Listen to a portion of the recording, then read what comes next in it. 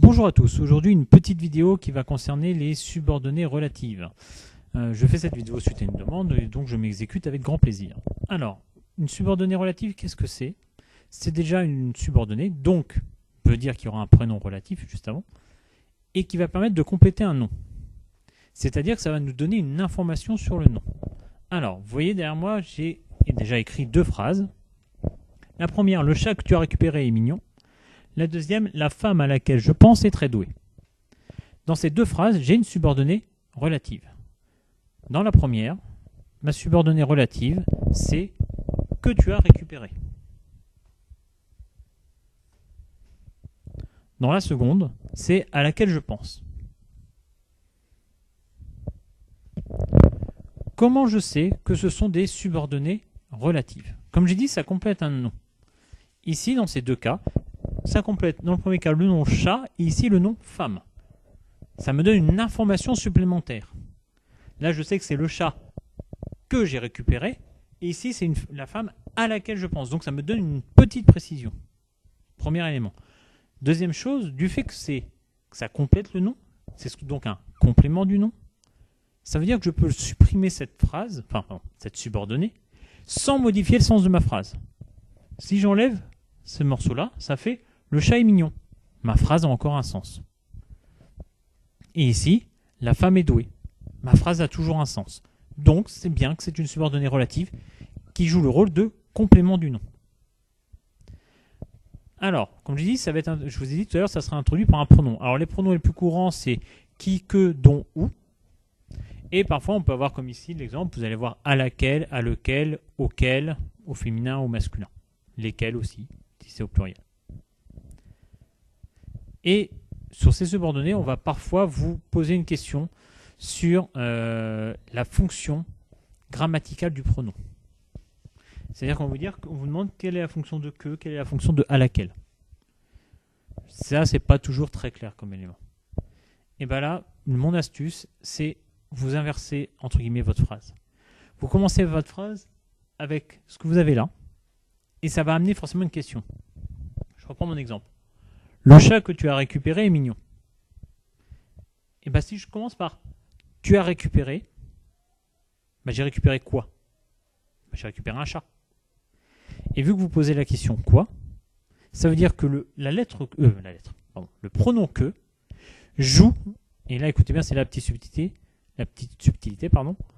joue le rôle de COD dans la relative, c'est-à-dire dans ce que j'ai souligné ici en vert. Que et COD du reste de la phrase. Deuxième exemple, la femme à laquelle je pense est douée. Je pense à qui? À la femme. À qui? C'est un COI, complément d'objet indirect. Donc je peux dire que à laquelle est COI de la relative je pense. Si vous aviez une phrase, si comme pronom vous auriez qui, cette fois-ci ça serait forcément un sujet. D'accord? Il ne faut pas embêter ta sœur qui dort. Mais justement, j'ai le verbe dort, ça me donne une précision. Et qui dort, c'est un sujet. Qui remplace le sujet. D'accord? Alors, pour être sûr que mon explication a été très claire, je vous ai prévu 3 phrases en petit exercice. Alors forcément, il va me falloir un peu de temps parce que je dois écrire ces 3 phrases au tableau. Vous entendez peut-être la sonnerie, je m'en excuse. Alors, le premier est le tuto que tu m'as demandé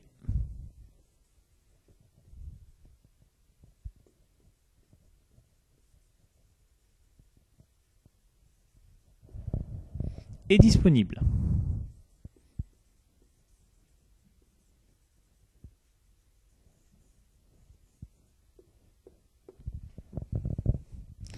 Deuxième phrase exercice, il ne faut pas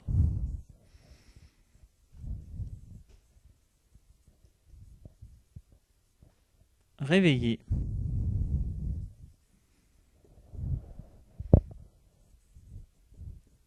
ta sœur qui dort dans le canapé.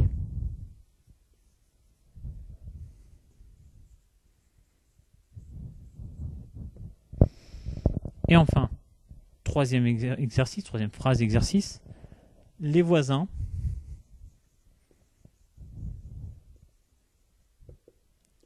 auxquels je pense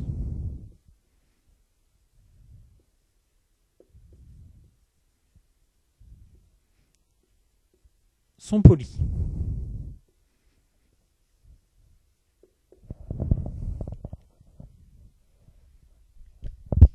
Alors, maintenant que je vous ai écrit et dicté ces phrases, je m'écarte un petit peu pour que vous puissiez voir.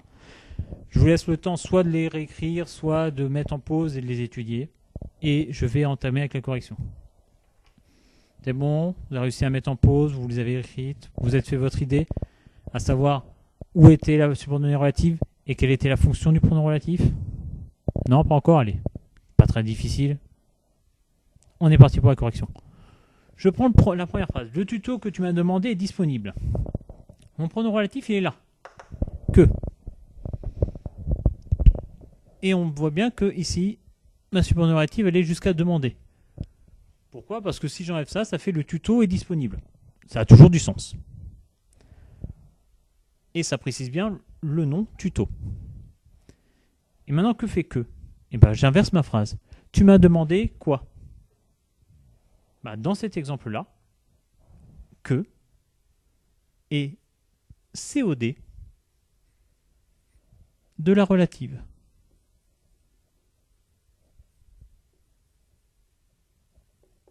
C'est-à-dire, c'est COD de tu m'as demandé. Deuxième exemple, il ne faut pas réveiller ta sœur qui dort dans le canapé. Là, je repère mon pronom relatif, il est ici. Donc, c'est ce qui suit. Qui dort dans le canapé.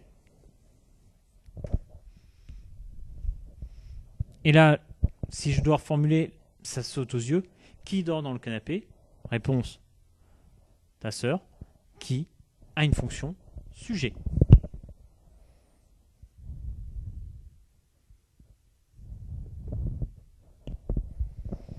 Et enfin, mon dernier exemple, les voisins auxquels je pense sont polis. Mon pronom relatif, il est ici, auquel. Donc c'est auquel je pense. Et bien pour trouver la fonction, je renverse ma phrase. Je pense à qui? Je pense à mes voisins. C'est donc un COI, auquel a une fonction COI.